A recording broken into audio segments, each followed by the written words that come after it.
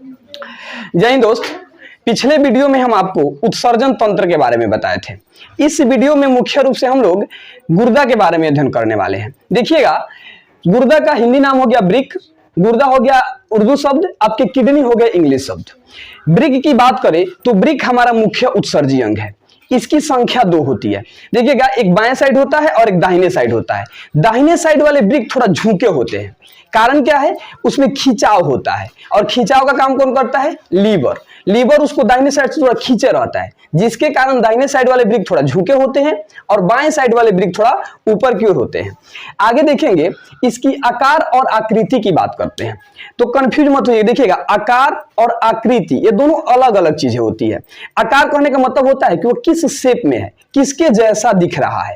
जैसे वो सेब के जैसा है, केला के जैसा है, कि किसके समान है। तो आकार का मतलब होता है शेप। अब बल्कि हम आकृति की बात करें तो आकृति का मतलब होता है उसके माप के बारे में। तो वृक्क के जो आकार होते हैं वो सेम के बीज के समान होते हैं, और इसकी आकृति की बात करें तो देखिएगा 11 सेंटीमीटर लंबा, 5 सेंटीमीटर चौड़ा और 3 सेंटीमीटर मोटाई का होता है। कौन? आकृति इसकी 11 सेंटीमीटर, 5 सेंटीमीटर, 3 सेंटीमीटर। 11 गुना 5 गुना 3 इसका मतलब है कि 11 सेंटीमीटर लंबा, 5 सेंटीमीटर चौड़ा और 3 सेंटीमीटर ऊंचाई का होता है। देखेंगे इसकी इकाई का यूनिट क्या होता है? इसका नेफ्रॉन होता है। थोड़ा समझेंगे इसको। कहने का मतलब है कि वृक्क जो हमारा है ओवरऑल नेफ्रॉन से मिलकर बना है। इतना समझिए ना कि वृक्क की यह गर्लफ्रेंड हो गई कौन? नेफ्रॉन। पता उसे क्या कह रहा है? हम तेरे बिन अब रह नहीं सकते। कहने का मतलब है वृक्क कह रहा है तुम्हारे बिना तो हम नहीं रह सकते हैं, हम एक दूसरे के पूरक हैं, क्योंकि तुम्हारे बिना तो मेरा वजूद ही नहीं है। ओवरऑल वृक्क जो है पूरे नेफ्रॉन से मिलकर बने होते हैं। इसलिए देखिएगा, वृक्क के इकाई हम कहते हैं नेफ्रॉन को। अब नेफ्रॉन कहा उसकी गर्लफ्रेंड तो उससे बोली कि देखो तुम हमसे हो और हम तुमसे हैं, तो मेरे भी तो कुछ नछावर कर ही सकते हो। तो वृक्क बोला तुम्हारे लिए तो सब कुछ नछावर है रे। तो हुआ क्या? कोई कहा कि अगर तुम वृक्क का अध्ययन करोगे, थोड़ा ध्यान देंगे इस बात पे, वृक्क के अध्ययन को हम क्या कहते हैं? देखिएगा यहाँ पे,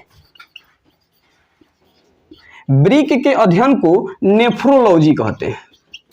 नेफ्रोलॉजी क्या कहते हैं? नेफ्रोलॉजी। तो इसलिए वृक्क के अध्ययन को क्या कहा जाता है? नेफ्रोलॉजी। तो वृक्क के जो इकाई है, यूनिट है, वो आपके क्या हो गए? नेफ्रॉन हो गए। तो नेफ्रॉन भी बोली गर्लफ्रेंड उसकी कि चलो तुम हमसे हो और हम तुमसे हैं, तो तुम्हारे नाम में भी मेरा नाम है। तो नेफ्रॉन बोला कि भाई मेरा नाम नेफ्रॉन भी है और वृक्काणु भी है। तो वृक्क की इकाई क्या हो गई? नेफ्रॉन।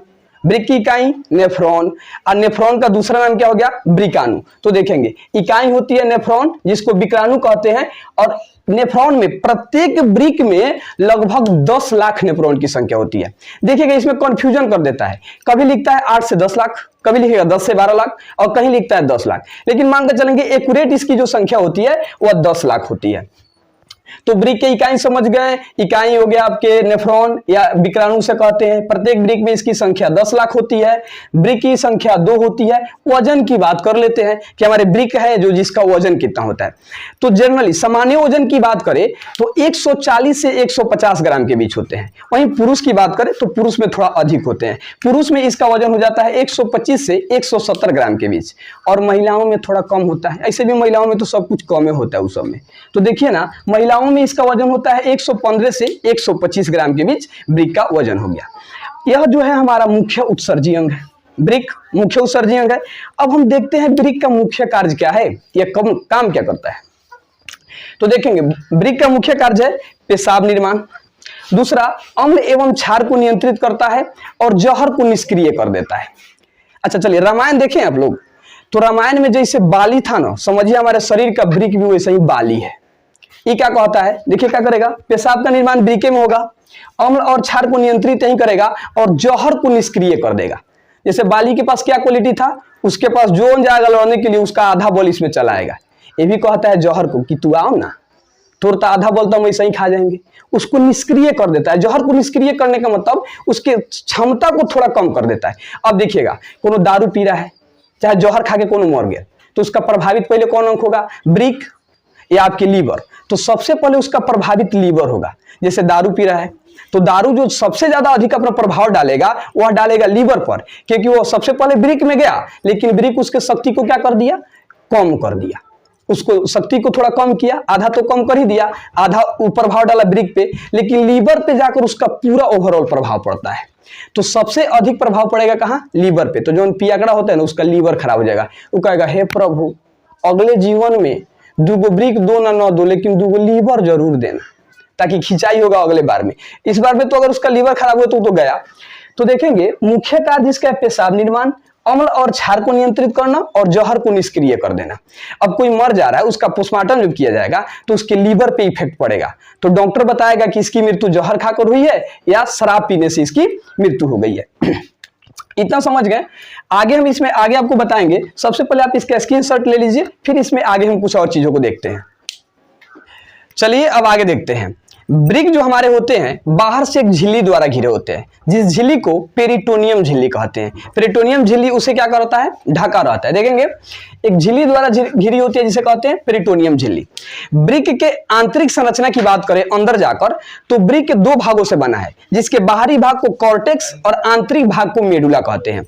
और ब्रिक के जो प्रवेश द्वार होते हैं उसे रेनर हाइलम कहते हैं। देखिएगा ब्रिक के बाहरी भाग को कॉर्टेक्स, आंतरिक भाग को मेडुला, और ब्रिक के जो प्रवेश द्वार है उसे कहते हैं रेनर हाइलम।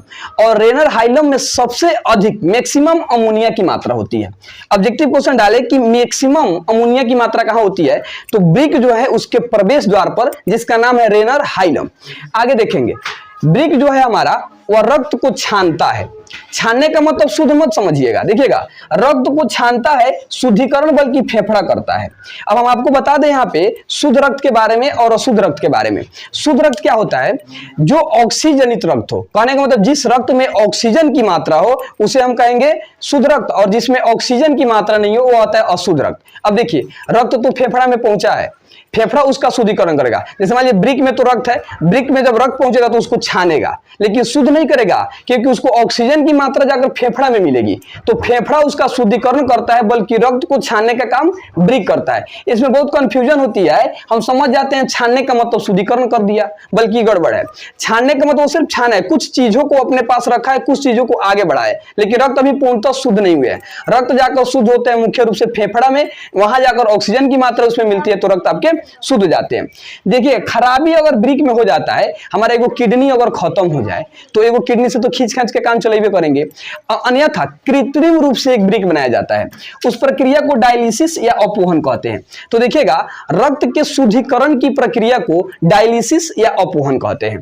तो ओवरऑल आप यहाँ ब्रिक के बारे में इसके बाहरी स्ट्रक्चर को देखें, यानी ब्रिक में क्या क्या चीजें होती है। अब अगले वीडियो में हम आपको इसके आंतरिक संरचना के बारे में बताएंगे, और यहां से जो हमारी नली निकली होती है इसके चित्र को लेकर हम आएंगे और देखेंगे कि यह किन किन चीजों से मिलकर बना है, और यहां से क्या चीजें जैसे मूत्र मार्ग, मूत्राशय, यह सारी चीज हम अगले वीडियो में देखेंगे। तब तक जय हिंद, जय भारत।